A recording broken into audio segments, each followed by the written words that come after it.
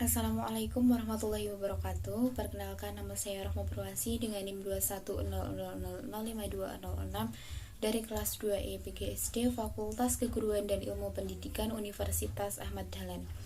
Pada video ini saya akan bercerita tentang kisah Nyi Roro Kidul. Selamat menyaksikan. Pada zaman dahulu, tepat di daerah Jawa Barat, terdapat sebuah kerajaan bernama Pakuan Pajajaran. Kerajaan tersebut dipimpin oleh seorang raja yang sangat bijaksana dan arif. Rakyat di bawah kekuasaannya sangat bahagia dan menghormati sang raja karena kepemimpinannya membuat hidup para rakyat sejahtera. Raja tersebut bernama Raja Prabu Siliwangi. Sang Prabu mempunyai cukup banyak anak, salah satunya bernama Putri Kandita.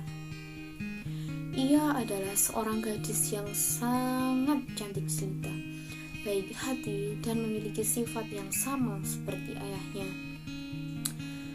Sang Prabu Siliwangi sangat menyayangi Putri Kandita, dan seiring bertambahkan usia, Putri Kandita semakin memiliki paras yang cantik.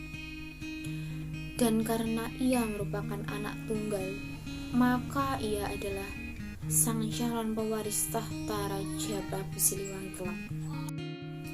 Mendengar keinginan Prabu Siliwangi untuk menjadikan Putri Kandita sebagai penerus tahta, para selir dan anak-anaknya tidak setuju. Mereka tidak rela jika Putri Kandita yang akan menjadi ratu kelak. Suatu hari, para selir dan anak-anaknya berkumpul untuk merencanakan siasat jahat untuk menyingkirkan Putri Kandita dan ibunya keluar dari istana.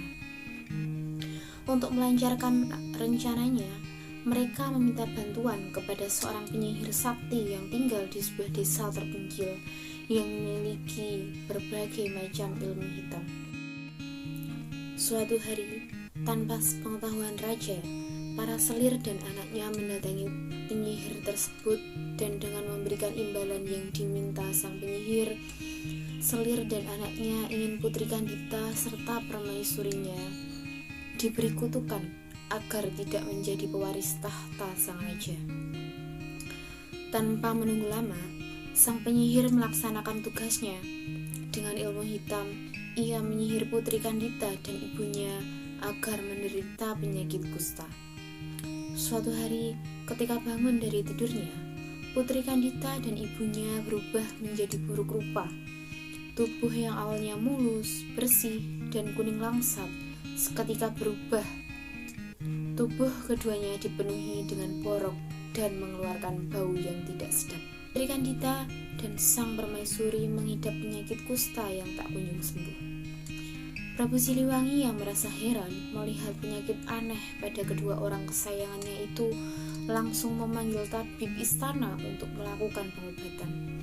Tetapi setelah dicoba dengan berbagai macam ramuan, sang tabib istana tetap tidak dapat menyembuhkan mereka.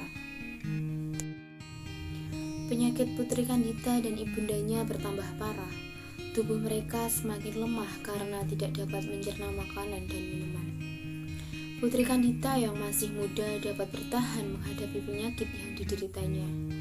Namun, sang ibunda yang sudah tua ternyata tidak dapat bertahan hingga akhirnya menghembuskan nafas terakhir. Putri Kandita dan Raja sangat terpukul dengan meninggalnya permaisuri. Selama berhari-hari, Raja Prabu Siliwangi termenung sendirian. Ia merasa sangat sedih karena orang yang paling dicintainya sudah meninggal dunia terlebih dahulu. Namun, sang Prabu pun merasa sangat terpukul melihat kondisi Putri Kandita yang tidak menunjukkan tanda-tanda kesembuhannya. Ia merasa sangat cemas karena Putri Kandita yang akan menggantikan penerus tahta kerajaan. Suatu hari, para selir dan anak-anaknya datang menemui raja untuk menghasut agar Putri Kandita diusir. Awalnya raja menolak, namun karena takut penyakitnya menular dengan terpaksa, Prabu Siliwangi menyetujui usulan tersebut.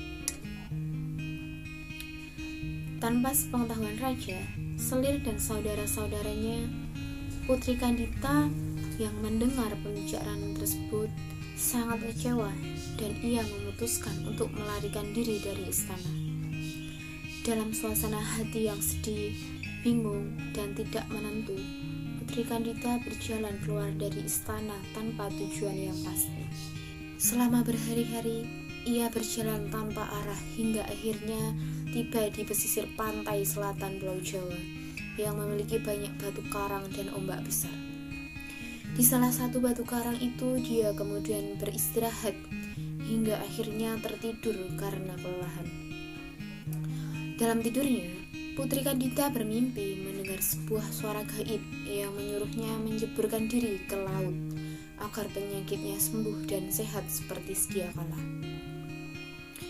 Jeburkanlah dirimu ke dalam laut, Putri Kandita, jika kamu ingin sembuh dari penyakitmu.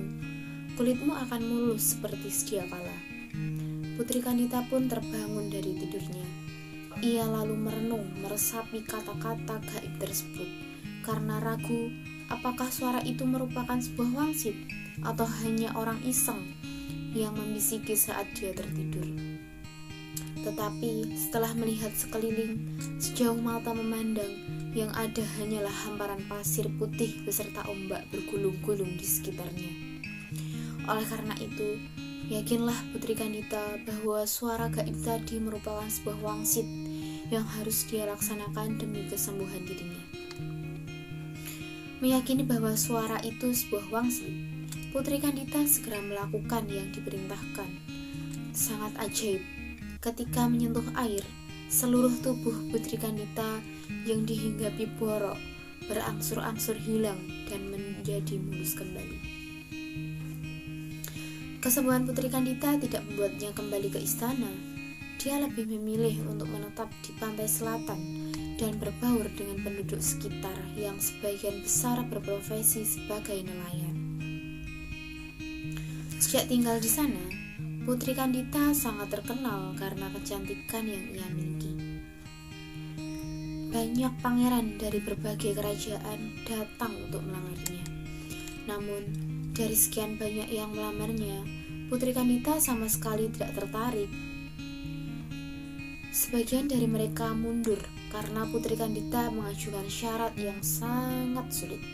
Salah satu syaratnya adalah mengadu kesaktiannya di atas gelombang pantai laut. Namun, sebagian dari mereka yang menerima syarat, ternyata dari sekian banyak lelaki yang beradu kesaktian, tak seorang pun mampu mengalahkan Putri Kandita.